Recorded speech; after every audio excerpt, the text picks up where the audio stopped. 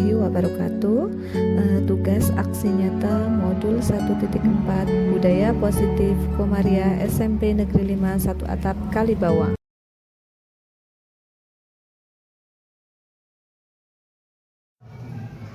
Bismillahirrahmanirrahim. Assalamualaikum warahmatullahi wabarakatuh. Yang terhormat Kepala SMP Negeri 5 Satu Atap Kalibawang, yang saya hormati Bapak Ibu Guru beserta staf dan karyawan SMP Negeri 5 Satu Atap Kalibawang. Pertama-tama marilah kita panjatkan puji syukur kehadirat Allah Subhanahu wa Ta'ala yang telah memberikan rahmat hidayah serta inayahnya kepada kita semua, sehingga pada kesempatan hari ini kita bisa menghadiri acara diseminasi budaya positif tanpa ada halangan suatu apapun.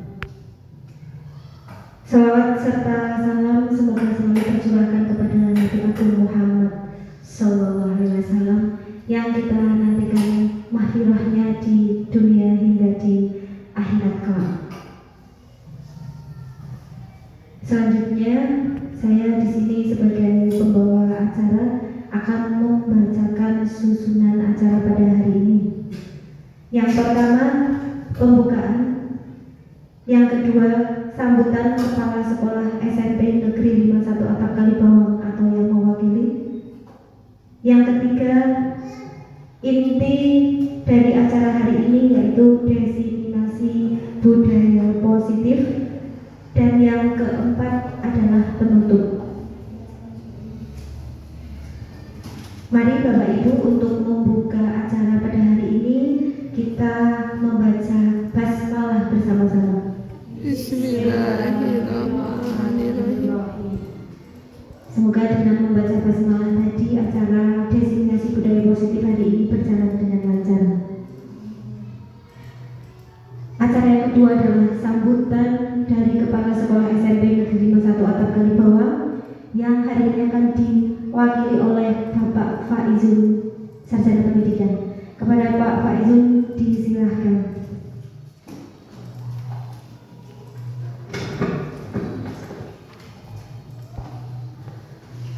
Assalamualaikum warahmatullahi wabarakatuh.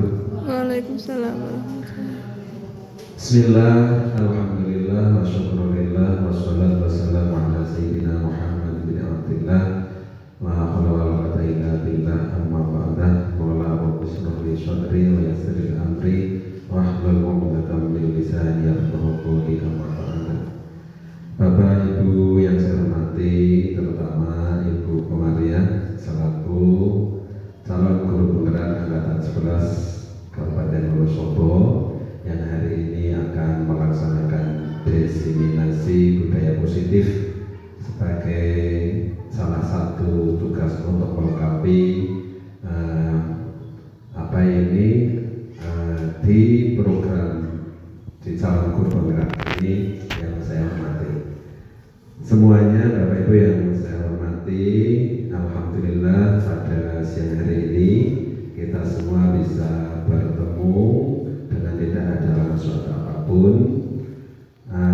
Mudah-mudahan pertemuan kita pada siang hari ini membawakan manfaat barokah untuk kita semua, terutama peningkatan kompetensi untuk kita semua dan manfaat untuk anak didik kita. Kedua kalinya salawat salam kami sanjungkan kepada junjungan kita Nabi besar Nabi Muhammad Sallallahu Alaihi Wasallam yang kita harapkan syafaatnya baik dunia maupun di akhirat. Yang ketiga kalinya, mohon maaf saya mewakili dari Ibu Kepala Sekolah yang hari ini masih di Solo dalam kegiatan apa Bu? Peningkatan kepala sekolah hari terakhir.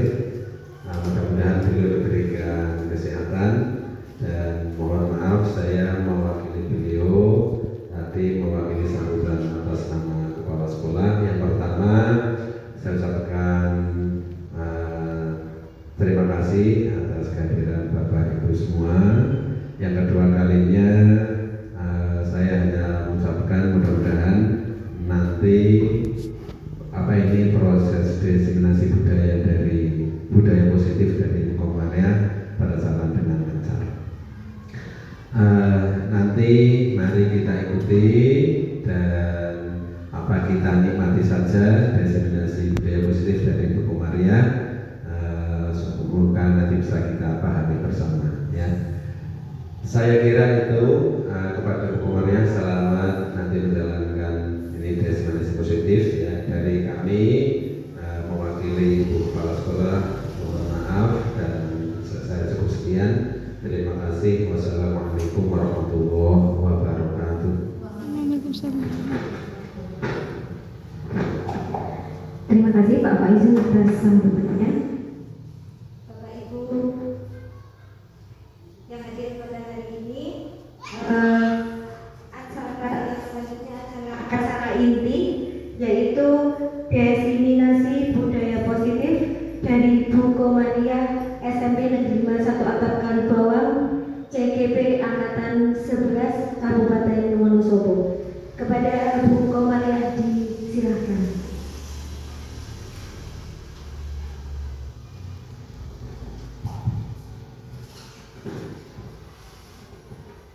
Assalamualaikum warahmatullahi wabarakatuh.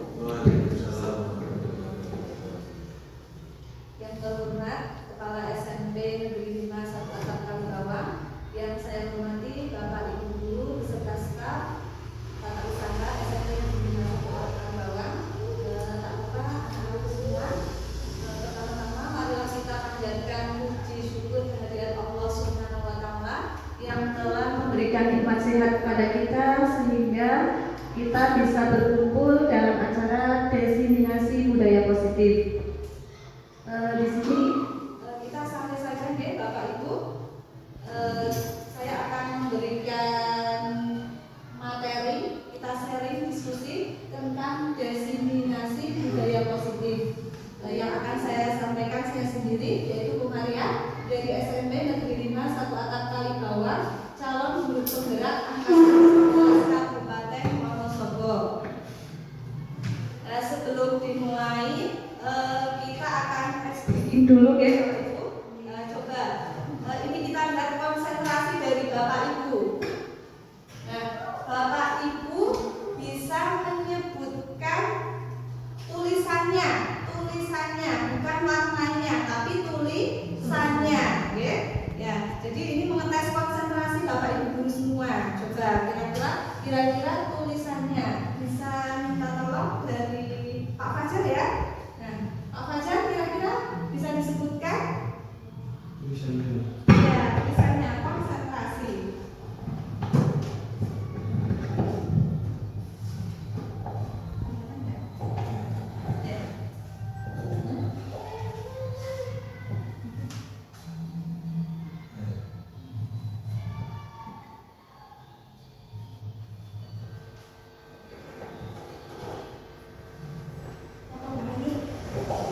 Itu ada tulisan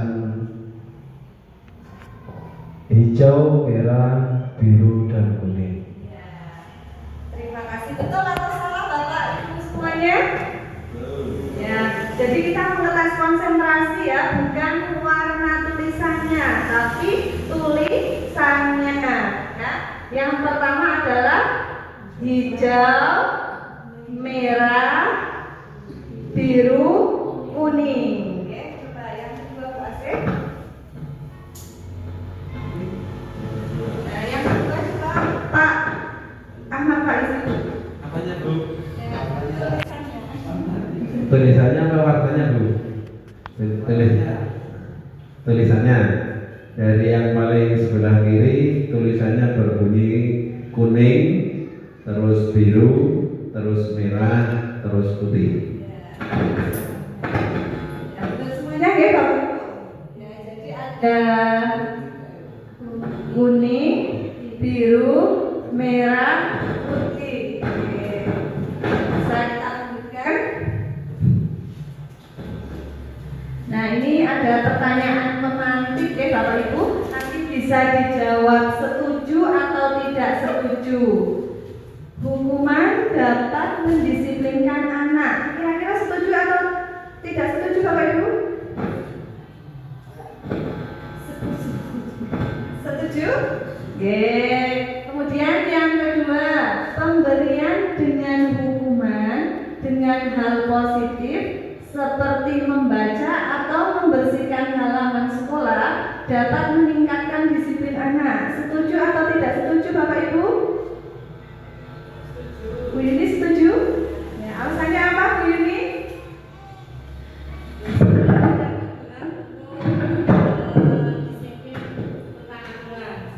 Oh ya, terima kasih. Kemudian yang pertanyaan ketiga adalah memberi penghargaan dapat meningkatkan motivasi belajar anak. Kira-kira bagaimana Bu Ada? Setuju atau tidak setuju? Setuju ya. Nah, jadi kira-kira ketika kita menerapkan hukuman atau memberikan hadiah, itu kira-kira sebetulnya boleh atau tidak Bapak Ibu? Boleh atau tidak Bapak Ibu? Boleh ya, sebetulnya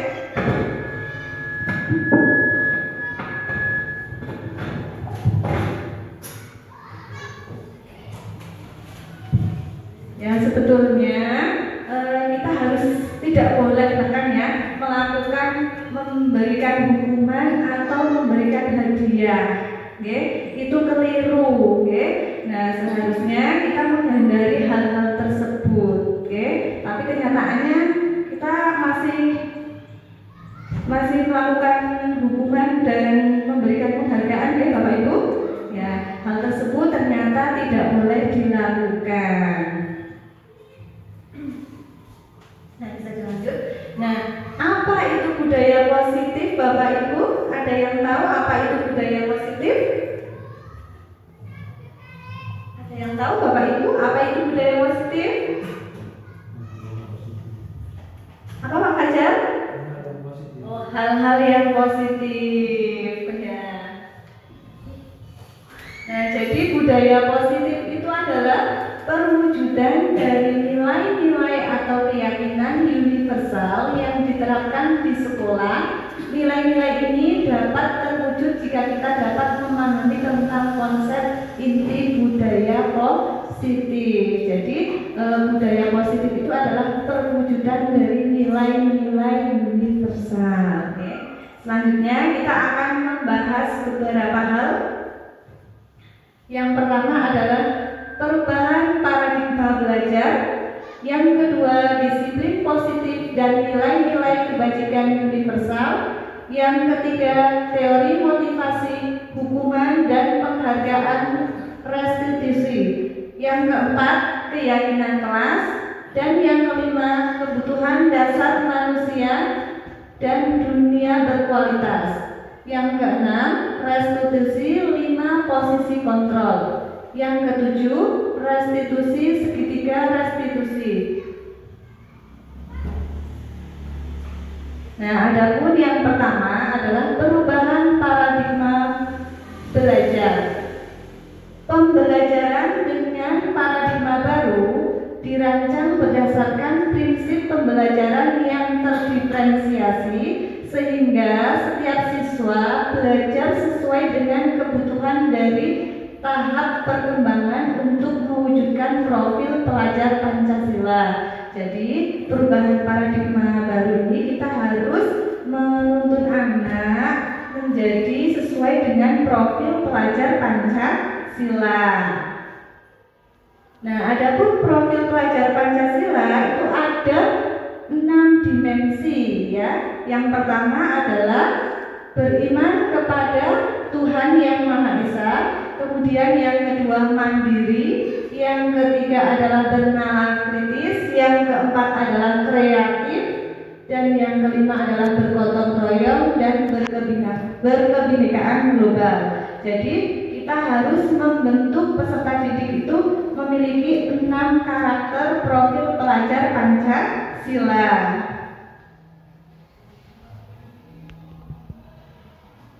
Adapun perubahan paradigma belajar menurut filosofis Ki Hajar Dewantara, pendidikan bertujuan untuk menuntun segala kodrat yang ada pada murid agar mereka dapat mencapai keselamatan dan kebahagiaan yang setinggi-tingginya, baik sebagai manusia maupun sebagai anggota masyarakat. Jadi menurut Bapak Ki Hajar Dewantoro bahwa tugas kita adalah menuntun anak, okay? Menuntun anak sesuai dengan kodratnya, ya, sesuai dengan kodratnya agar anak itu bisa mencapai kebahagiaan baik di dunia maupun sebagai masyarakat. Nah, perubahan paradigma belajar menurut Ki Hajar Dewantoro, pendidikan itu ibarat petani, Bapak Ibu, oke? Nah, petani, kita guru itu diumpamakan sebagai seorang petani, yang mana petani itu tugasnya itu adalah menuntun tumbuh kembangnya padi, oke? Yang mana kita petani itu hanya bisa memperbaiki kondisi tanah, kemudian memelihara tanaman, kemudian memberi pupuk dan air, serta membasmi ulat-ulat atau jamur yang mengganggu hidup tanaman padi. Meskipun pertumbuhan tanaman padi dapat diperbaiki, tetapi ia tidak dapat mengganti kodratnya padi. Artinya kita hanya bisa menuntun tumbuhnya padi, tidak mungkin menuntun tumbuhnya padi menjadi jagung. Jadi kita ini sebagai guru itu harus menuntun anak. Anak itu sudah punya potensinya masing-masing, okay? Nah, jadi kita harus menuntun anak untuk mencapai potensinya masing-masing sehingga anak itu bisa tercapai, tujuannya itu bisa tercapai. Kita tidak bisa mengubah anak yang pintar A harus A, ibaratnya seperti tanaman padi, deh. Kita tidak mungkin merawat tanaman padi menjadi jagung, oke, Bapak Ibu. Nah, coba Bapak Ibu guru bisa salah satu menggenggam tangannya, kemudian nanti yang salah satunya itu bisa merayu. Coba misalnya Pak Fajar yang menggenggam tangannya, kemudian Pak Yun yang merayu agar Pak Fajar itu mau membuka genggaman tangannya. Coba seperti Bu Yuni dan Bu Ada misalnya, nanti Bu Yuni yang menggenggam, kemudian Bu Ada merayu agar Bu Yuni itu mau membuka genggamannya, dirayu. Coba dirayu, Pak. Mas Fajar, saya ingin sekali genggaman tangan Mas Fajar itu dibuka untuk saya, Mas. Apa, Mas? Tidak mau ini, Bu. Tidak mau. Kesel sekali ini. Kenapa Mas Fajar tidak mau membuka genggamannya? Karena sesuatu itu harus dirayu dengan penuh jiwa, raga, dan hati nuraninya, Bu. Ternyata Pak Fajar tidak mau membuka genggaman tangannya karena harus dirayu dengan penuh kasih sayang. Kalau Bu Yuni dengan Bu Ada tadi, Bu Yuni bagaimana? Coba dirayu Bu Ada.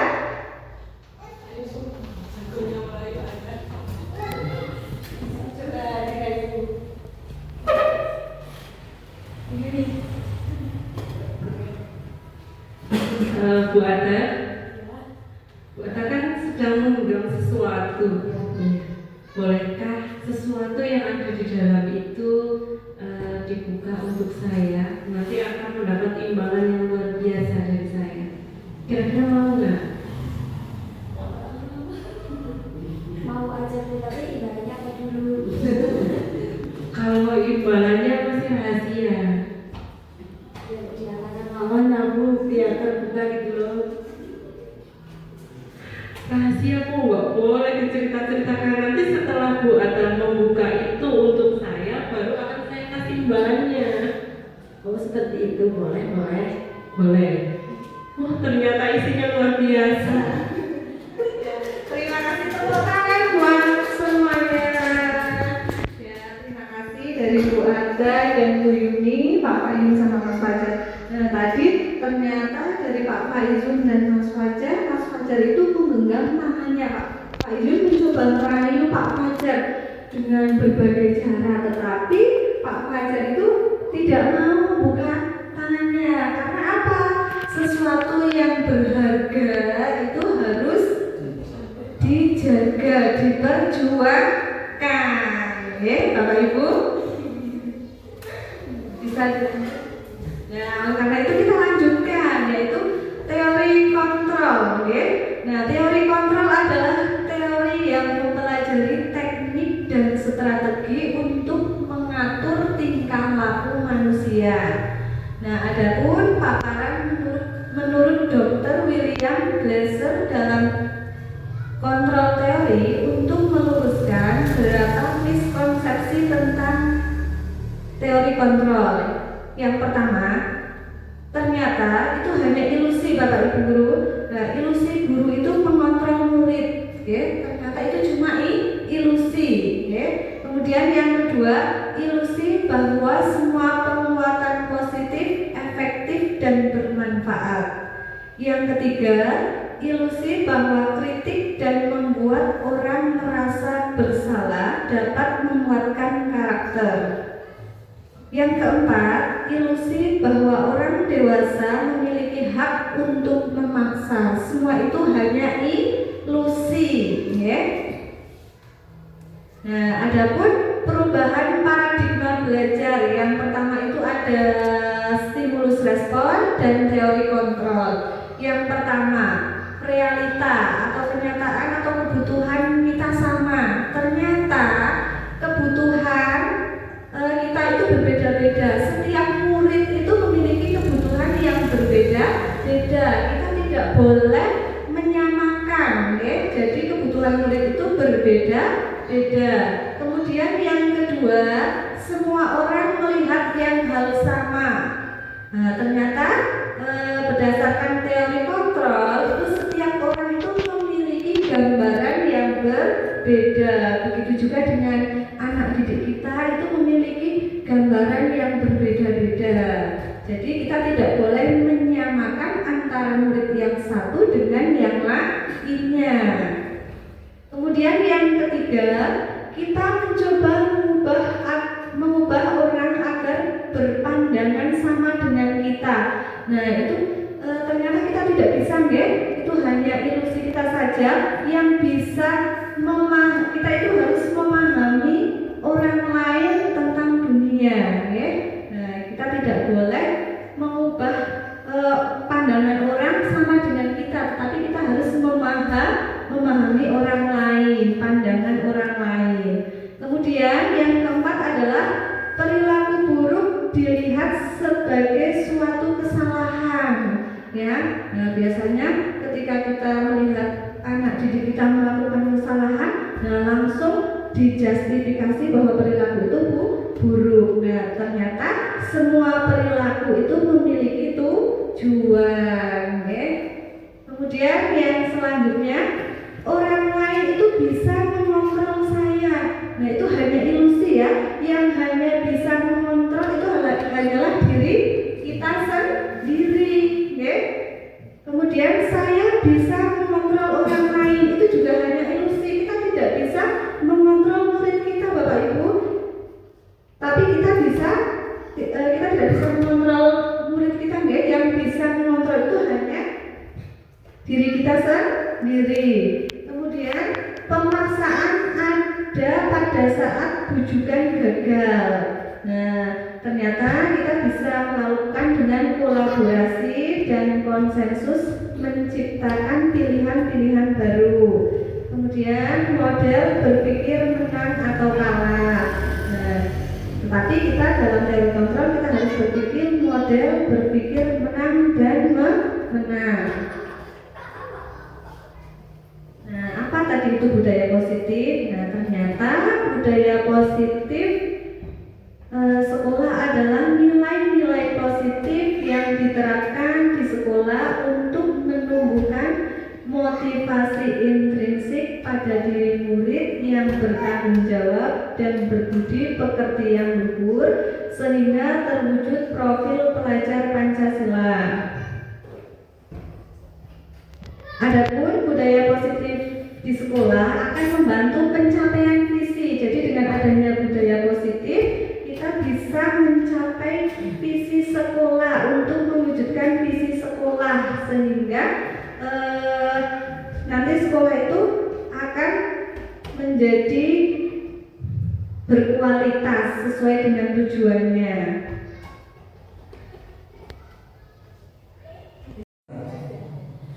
Kita lanjutkan disiplin positif ya.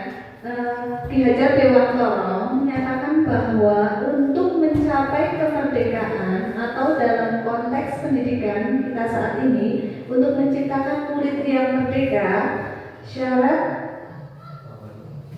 keutamanya adalah harus ada disiplin yang kuat. Disiplin yang dimaksud adalah disiplin diri yang memiliki motivasi internal. Jika kita tidak memiliki motivasi internal, maka kita memerlukan pihak lain untuk mendisiplinkan kita atau motivasi eksternal karena berasal dari luar, bukan dari dalam kita sendiri.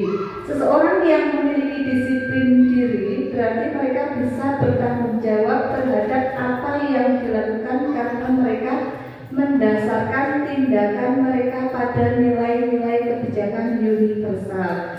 Nah, jadi disiplin positif menurut Ki Hajar Dewantara itu ada disiplin positif eksternal dan internal. Kalau eksternal itu untuk menghindari hukuman misalnya, ya. Tetapi kalau dari internal itu murid itu sadar sendiri, ya, dari dalam dirinya sendiri, ya.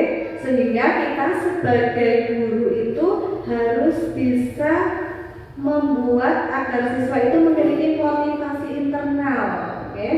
Nah, sekarang bisa dilanjut. Adapun motivasi perilaku manusia itu terbagi menjadi 3. Yang pertama, nah, motivasi sendiri itu untuk menghindari ketidaknyamanan atau hukuman, ya. Contohnya bisa dicontohkan. Yang pertama misalnya noval, ya. Nah, noval itu memakai baju atribut lengkap di hari Senin itu.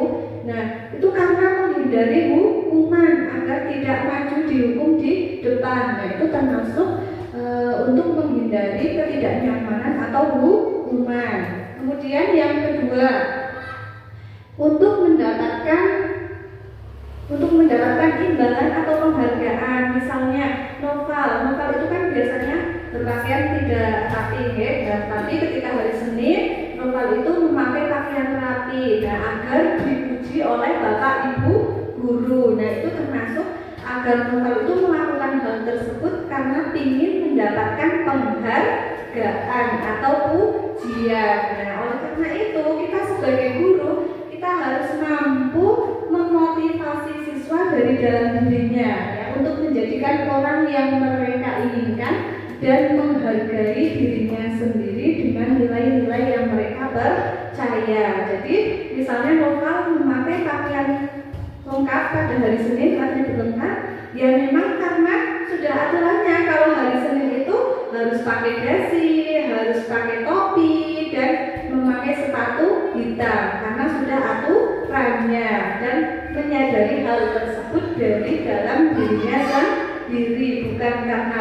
menghindari hukuman ataupun karena ingin mendapatkan penghargaan dari bapak ibu guru. Nah, dihukum oleh penghargaan. Dihukum oleh penghargaan itu ternyata ada pengaruh jangka pendek dan jangka panjang. Yang pertama, itu bisa menghilangkan motivasi dalam dirinya Bapak Ibu. Kemudian, jika kita mendapatkan penghargaan untuk melakukan sesuatu yang baik, maka selain kita senantiasa berharap untuk mendapatkan penghargaan tersebut, kita pun menjadi tidak menyadari tindakan baik yang kita lakukan. Jadi ada pengaruhnya, ya, pengaruh jangka pendek dan jangka panjang. Yang pertama itu adalah menghilangkan motivasi dari dalam dirinya. Kemudian yang kedua adalah penghargaan itu bisa merusak hubungan. Misalnya di kelas Destri dan Sri Azhara ya. Nah, karena adanya penghargaan nanti yang bisa mengerjakan dengan cepat maka berguru kasih hadiah atau penghargaan. Nah, kebetulan misalnya Destri dulu, nah nanti otomatis akan merusak hubungan sehingga Azhara itu nanti akan merasa dirinya itu kalah. Nah, sehingga hubungan pertemanan itu nanti bisa merusak. Kemudian penghargaan itu bisa menurunkan kualitas ya Bapak Ibu. Ternyata dengan kita memberikan hadiah, nah misalnya nanti yang bisa mengerjakan dengan baik akan saya kasih hadiah. Nah, tetapi apabila dengan tidak ada hadiah, nah otomatis siswa itu akan mengerjakan seadanya, ya. Nah, kemudian dengan penghargaan itu bisa mematikan kreativitas, ya. Ya, sama misalnya akan mengerjakan dengan seadanya. Kalau tanpa ada hadiahnya atau penghargaannya. Kemudian penghargaan itu menghukum. Jika suatu penghargaan diharapkan namun anak tidak mendapatkannya, Anda akan merasa dihukum, oke? Ya, misalnya yang tidak bisa mengerjakan, nah nanti tidak bisa mengerjakan soal 10, nanti maju ke depan. Nah, itu nanti akan merasa mendapatkan hukuman. Nah, oleh karena itu kita harus memotivasi dalam diri anak, oke? Yaitu dengan ketika anak senang dengan apa yang ia capai selama ini adalah sebenarnya. Jadi kita harus memotivasi dari dalam melakukan mengerjakan tugas dan melakukan apapun itu dari dalam dirinya sendiri, bukan karena ingin menghindari hukuman atau mendapatkan penghargaan. Kita lanjut, yaitu adalah keyakinan kelas. Bapak tahu, Bapak Ibu guru tahu apa itu keyakinan kelas? Keyakinan kelas itu adalah ketetapan atau peraturan kelas yang telah disepakati dan dijelaskan bersama apa dampak yang akan diterima bila kesepakatan tersebut dilanggar.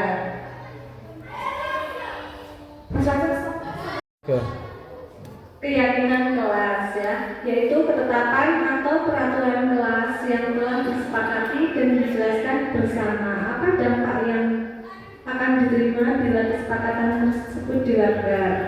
Nah, jadi kita itu harus membuat keyakinan kelas dulu ya Bapak Ibu dulu bersama dengan peserta didik. Nah, adapun pembentukan keyakinan kelas, yang pertama adalah keyakinan kelas itu bersifat lebih abstrak daripada peraturan yang lebih rinci dan konkret. Kemudian yang kedua, keyakinan kelas itu berupa pernyataan universal.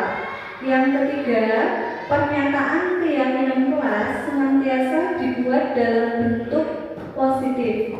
Yang keempat, keyakinan kelas itu hendaknya tidak terlalu banyak sehingga mudah diingat dan dipahami oleh semua warga sekolah. Yang kelima, keyakinan kelas sebaiknya sesuatu yang dapat diterapkan di lingkungan tersebut. Yang keenam, semua warga kelas hendaknya ikut berkontribusi dalam pembuatan keyakinan kelas lewat kegiatan curah pendapat. Yang ketujuh, bersedia meninjau kembali keyakinan kelas dari waktu ke waktu. Jadi kita akan membuat keyakinan kelas. Yang pertama, keyakinan kelas itu harus bersifat abstrak. Kedua, berupa pernyataan-pernyataan. Kemudian yang ketiga itu harus dibuat dalam bentuk kalimat positif. Kalimatnya yang keempat itu tidak terlalu banyak sehingga mudah diingat oleh semua warga kelas. Sebaiknya keyakinan kelas itu adalah sesuatu yang mudah diterapkan, misalnya datang tepat waktu. Nah, kita kan akan mudah mengingat, itu adalah kalimat positif. Kemudian yang ketujuh, bersedia meninjau kembali keyakinan kelas dari waktu ke waktu. Mengapa harus keyakinan kelas bukan peraturan kelas, Bapak Ibu? Ada yang tahu? Mengapa harus keyakinan kelas bukan peraturan kelas? Ada yang bisa berpendapat? Kenapa harus keyakinan kelas bukan peraturan kelas saja, Bapak Ibu? Oke, terima kasih. Kalau menurut saya, peraturan kelas itu biasanya dibuat oleh sekolah atau guru, sedangkan keyakinan kelas itu dibuat bersama-sama antara murid dan guru. Jadi di situ ada kesepakatan. Makanya di sini keyakinan kelas itu lebih baik daripada peraturan. Terima kasih Pak Nani yang sudah menyampaikan pendapatnya. Ya, jadi benar ya, mengapa harus keyakinan kelas bukan peraturan kelas? Karena kalau keyakinan kelas itu kita buat bersama dengan murid-murid di kelas, sehingga nanti untuk pelaksanaannya akan melaksanakan semua. Tetapi kalau peraturan kelas itu biasanya dibuat hanya oleh guru, sehingga kita harus membuat keyakinan ke kelas yang mana dibuat bersama dengan murid kita di kelas, sehingga nanti kita bisa melaksanakan keyakinan kelas tersebut bersama-sama. Nah, ini ada contoh soal ya. Mengapa kita memiliki aturan menggunakan helm saat mengendarai roda 2? Kira-kira apa Bapak Ibu guru? Kenapa ketika kita menggunakan sepeda motor kita harus menggunakan helm? Karena apa? Ini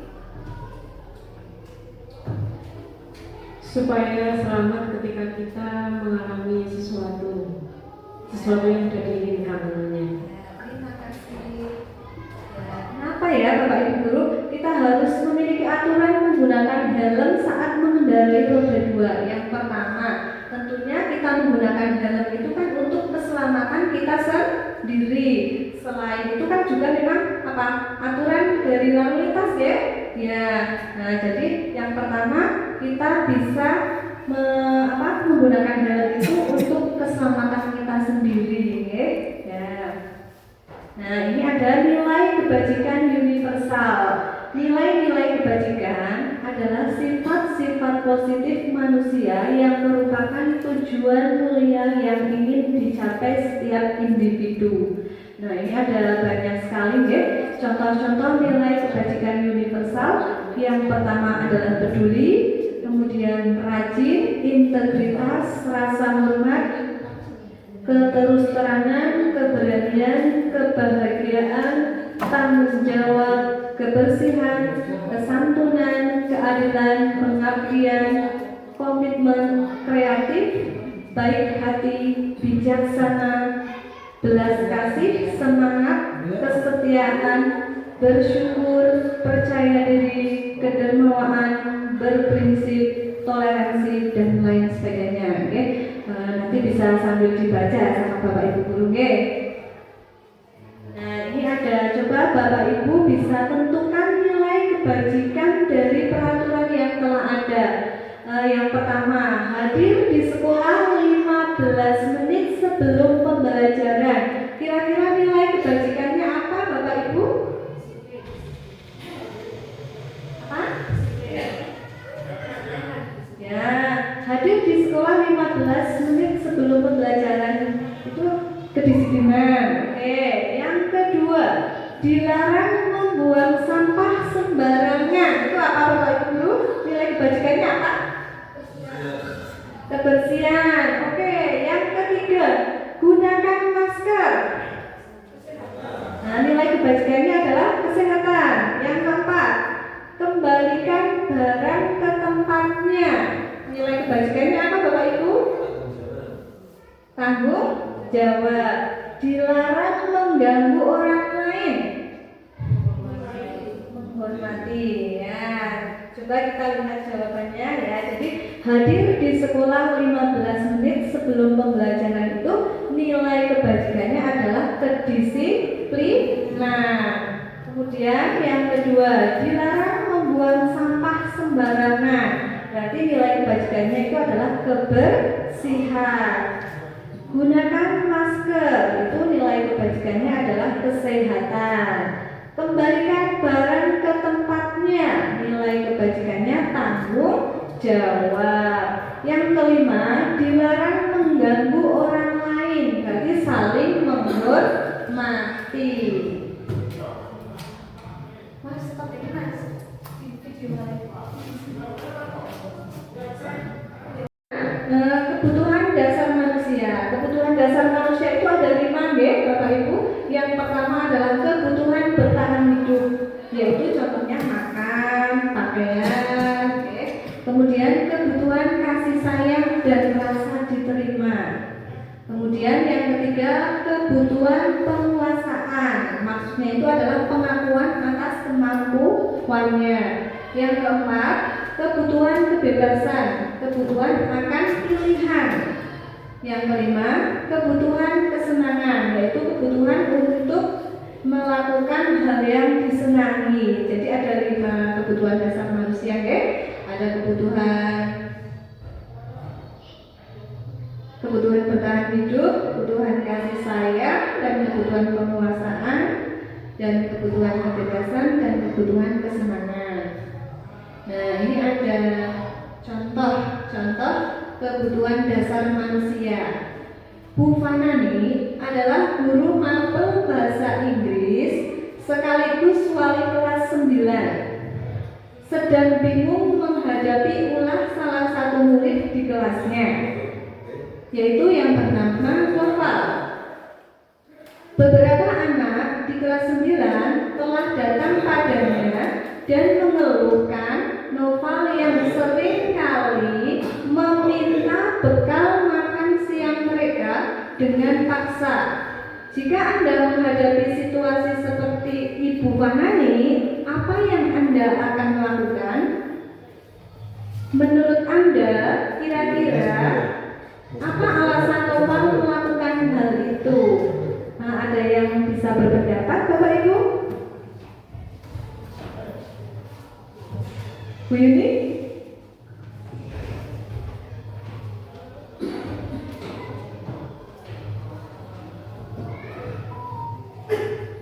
Jika saya menghadapi situasi seperti Bu Fanani, maka saya akan melakukan hal pertama kali yang akan saya lakukan adalah memanggil Noval, kemudian menanyakan kenapa Noval melakukan hal tersebut.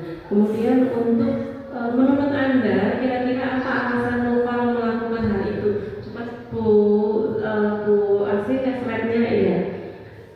Mungkin bisa jadi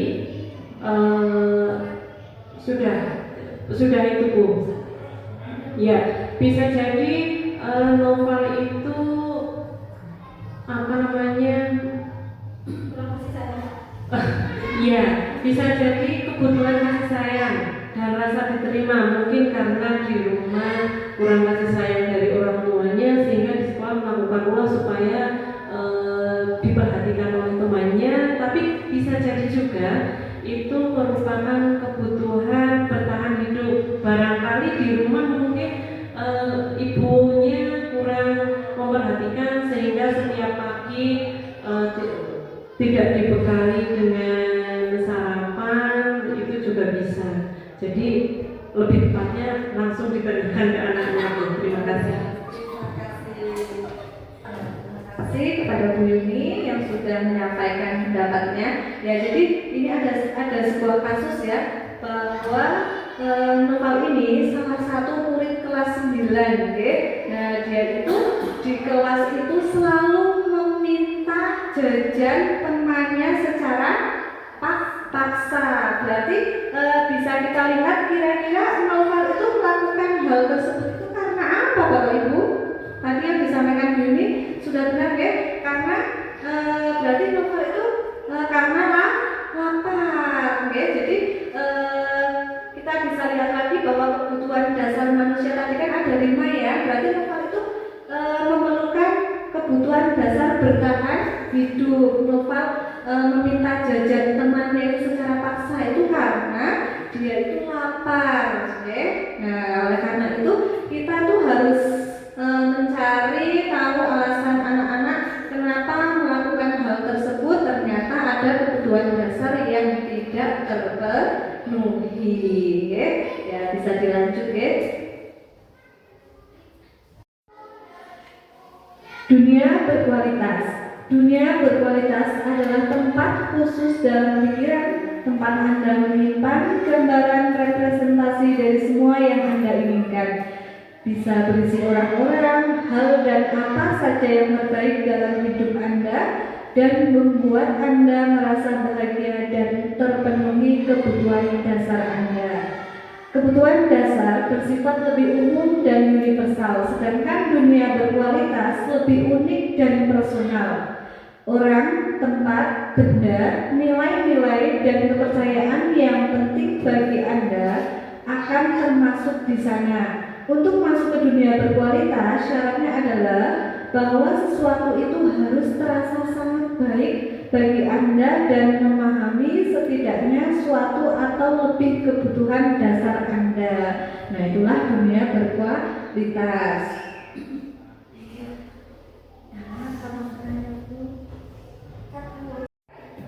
Restitusi segitiga restitusi. Restitusi adalah proses menciptakan kondisi bagi murid untuk memperbaiki kesalahan mereka sehingga mereka bisa kembali pada kelompok mereka dengan karakter yang lebih kuat. Itu ya Bapak Ibu.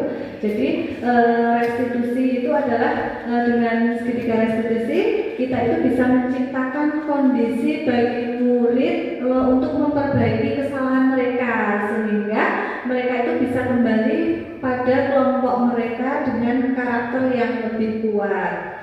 Nah, restitusi juga merupakan proses kolaboratif yang mengajarkan murid untuk mencari solusi untuk masalah mereka dan membantu murid berpikir tentang orang seperti apa yang mereka inginkan dan bagaimana mereka harus memperlakukan orang lain. Jadi dengan segitiga restitusi ini kita bisa mengatasi masalah-masalah anak itu dengan berkolaboratif dengan anak tersebut, kemudian kita mencari solusi dari masalah tersebut sehingga murid itu bisa melakukan apa yang mereka inginkan. Nah, ada pun 5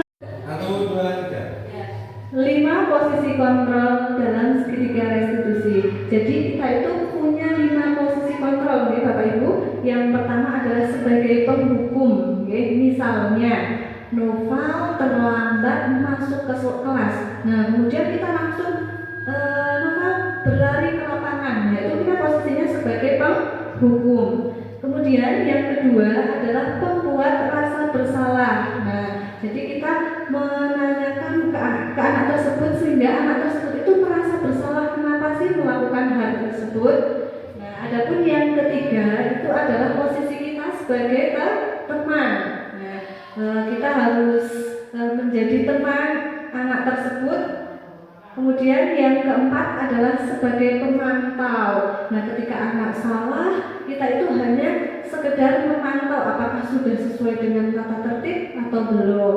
Kemudian yang kelima adalah sebagai manajer. Nah, posisi inilah yang mana kita harus menerapkan sebagai posisi manajer. Ini adalah salah satu contoh penerapan segitiga restitusi. Saya menerapkan di kelas 9 di Rahmawati. Ketika itu pas pembelajaran saya sendiri, Dina itu makan di kelas. Nah, kemudian saya menerapkan segitiga restitusi dalam menyelesaikan masalah tersebut. Yang pertama adalah menstabilkan identitas. Yang kedua adalah validasi tindakan yang salah. Yang ketiga adalah menanyakan keyakinan kelas. Maka misalkan pembelajaran itu berbuat yang salah atau benar? Berbuat salah itu tidak apa-apa, itu tahu maka itu ada sesuatu kebutuhan. Ibu juga kalau lapar pasti akan makan, tapi kita juga harus tahu kapan kita harus makan. Memangnya Dinda tadi pagi tidak sarapan? Mengapa Dinda tidak sarapan? Dinda sarapan, makan di kamar, makan di sekolah. Memangnya Dinda bangun berapa? Kenapa tidak sempat sarapan? Dinda pasti punya alasannya. Setelah Dinda bangun, Dinda main HP sama TikTok. Dinda tidak tahu kalau nanti jam 7. Dinda buru-buru mandi untuk berangkat ke sekolah. Nah, apa yang Dinda lakukan itu benar. Buru-buru berangkat ke sekolah sehingga Dinda tidak terlambat sampai di sekolah. Tapi makan di kelas satu pembelajaran itu tidak dihindarkan. Yang ibu mau tanyakan, apakah Dinda masih ingat tentang kegiatan kelas yang laki-laki itu sama? Masih Bu, kita harus menghargai orang lain dan diri sendiri Bu. Apakah jika Dinda makan di kelas atau kelas pembelajaran sudah menghargai orang lain dan diri sendiri? Belum Bu. Nah, di sini kita tidak mencari siapa yang benar, tapi mari kita bersama-sama mencari solusi agar Dinda tidak lagi makan di kelas saat proses pembelajaran. Dinda akan makan sebelum pembelajaran dimulai Bu. Kira-kira kapan Dinda mulai melakukan hal yang disebutkan tadi? Insya Allah besok Bu. Baik, Ibu harap Dinda depannya menjadi lebih baik lagi dan bersama melaksanakan kegiatan kelas yang telah kita buat Bu. Terima kasih Bu, sama-sama ya. Itu adalah salah satu kasus ketika Dinda makan di kelas. Kemudian saya menerapkan segitiga restitusi. Yang pertama adalah menstabilkan identitas, yang kedua adalah validasi tindakan, yang ketiga adalah menanyakan keyakinan kelas, sehingga masalah tersebut anak itu bisa menyelesaikan masalahnya dan mencari solusinya sendiri. Seperti itu ya Bapak Ibu. Saya satu teori kontrol teori. Kenapa sih guru?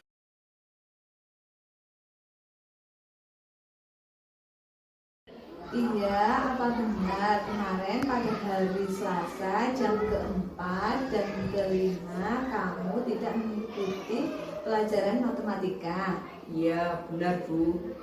Kenapa kamu tidak mengikuti pembelajaran matematika? Saya terlambat dan takut dimarahi. Baiklah, menurut kamu apa yang kamu lakukan itu benar atau tidak? Salah Bu, saya minta maaf. Iya, baik wajar ketika kita melakukan kesalahan dan semua manusia pasti pernah melakukan kesalahan. Yang paling penting kita mau menyadari dan tidak mengulangi lagi kesalahan itu lagi. Mengapa kamu bisa terlambat, Ida? Karena saya jajan di luar sekolahan Bu. Kamu tahu keyakinan kelas apa yang kamu langgar? Kedisiplinan Bu. Menurut kamu disiplin itu penting tidak? Penting Bu. Lalu harusnya kamu bagaimana? Harusnya saya ikut pelajaran dan tidak terlambat Bu. Ya, sekarang apa yang akan kamu lakukan agar tidak mengulangi kesalahan lagi? Saya akan memanfaatkan waktu istirahat tepat waktu agar dapat mengikuti pembelajaran dengan baik. Luar biasa. Semoga kamu bisa menjadi apa yang kamu harapkan, Iya. Terima kasih Bu. Nah, sekian definisi dari saya tentang budaya positif.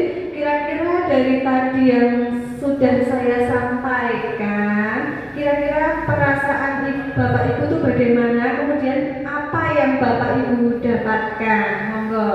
Dari Bu Yuni. Ya, terima kasih sekali atas kesempatannya. Untuk hari ini tentunya saya banyak sekali mendapatkan ilmu dari apa yang sudah disampaikan oleh Bu Komaria yang sebelumnya saya tidak tahu sehingga menjadi tahu, terutama untuk yang tadi disampaikan bahwa hukuman itu membuat saya merasa bahwa hukuman itu membuat anak menjadi disiplin. Apalagi penghargaan itu membuat anak menjadi disiplin juga. Tapi ternyata setelah saya mengikuti diseminasi ini, bahwa hukuman dan penghargaan itu sebenarnya tidak boleh diterapkan karena itu menumbuhkan motivasi ekstrinsik, sedangkan yang dibutuhkan oleh siswa itu adalah motivasi intrinsik. Demikian, terima kasih. Mungkin dari Bu Risma.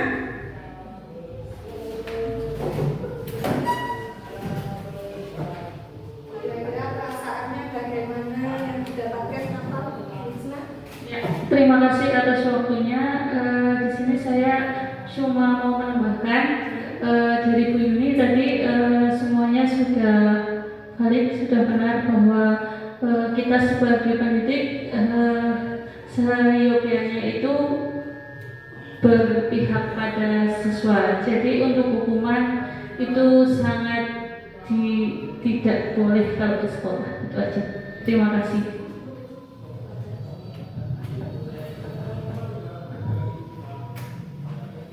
Ya, terima kasih dari Bapak Ibu. Benar sekali ya bahwa kita itu harus menghindari hukuman dan penghargaan, ya Bapak Ibu dulu. Nah, mungkin itu saja yang dapat saya sampaikan. Kurang lebihnya mohon maaf. Wassalamualaikum warahmatullahi wabarakatuh.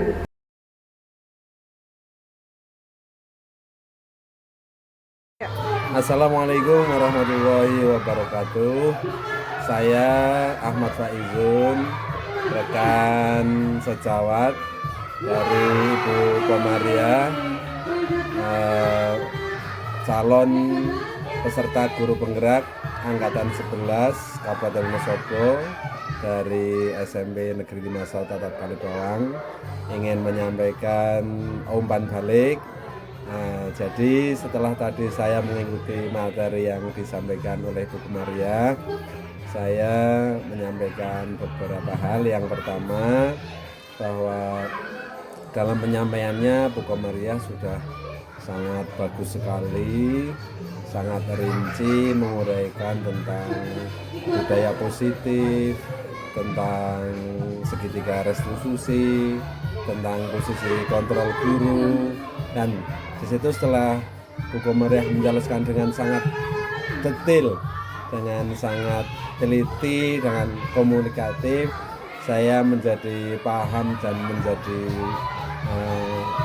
membuka sedikit menyadari bahwa selama ini apa yang saya lakukan belum sepenuhnya menjadi posisi kontrol sebagai seorang guru yang tepat.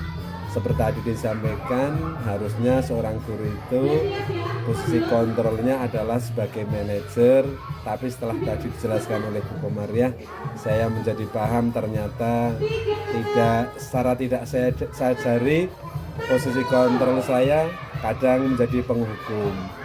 Nah, oleh karena itu ini sangat bermanfaat sekali bagi saya dan mudah-mudahan saya bisa mengaplikasikannya. Sekali lagi terima kasih Bu Komaria dan tetap semangat. Sekian, assalamualaikum warahmatullahi wabarakatuh. Assalamualaikum warahmatullahi wabarakatuh. Perkenalkan, saya Fanani, guru di SMP Negeri 51 Atap Kalibawang, rekan sejawat dari Ibu Komaria yang sedang melaksanakan program pendidikan guru penggerak angkatan 11 Kabupaten Wonosobo. Pada kesempatan ini, saya akan memberi tanggapan terkait dengan diseminasi yang dilakukan oleh Ibu Komaria di sekolah kami. Dari apa yang dipaparkan oleh Bu Komaria, tentunya banyak sekali menginspirasi saya, terutama kemudian memberikan wawasan baru terkait dengan budaya positif yang nantinya bisa diterapkan di sekolah kami. Dalam pemaparannya, Bu Komaria sudah sangat luar biasa memahami materi, bahasa yang digunakan jelas dan mudah dipahami, serta materi yang disampaikan sangat runtut. Demikian tanggapan dari saya akhiri. Wassalamualaikum warahmatullahi wabarakatuh. Demikian diseminasi dari saya. Wassalamualaikum warahmatullahi wabarakatuh.